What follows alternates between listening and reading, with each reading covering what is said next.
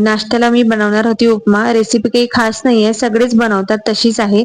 फक्त एवढंच की मी जी शेंगदाणे आहे ते आधी तळून घेते आणि जितक्याही व्हेजिटेबल्स माझ्या फ्रीजमध्ये अवेलेबल आहेत त्या मी सगळ्या ऍड करण्याचा प्रयत्न करते, कारण की अधिराजही खातो.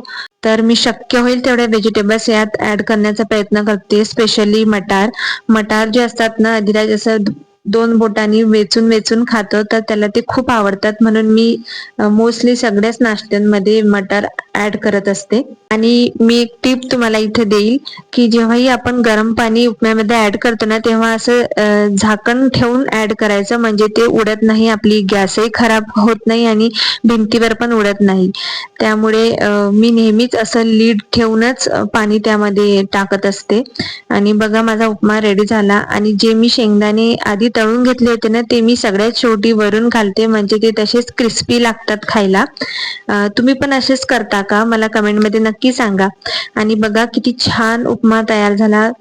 चवीला पण एकदम टेस्टी झाला होता. आणि उपमा अधिराजला खूप आवडतो, तसाच मला आणि अधिराजच्या पप्पालाही खूपच आवडतो. तर मोस्टली आमच्या नाश्त्यामध्ये हा असतोच. आठवड्यातून 2 वेळा तरी आम्ही उपमा करतो. आणि बघा टेक्स्चरही किती छान झालं होतं आणि खूप मऊ झाला होता.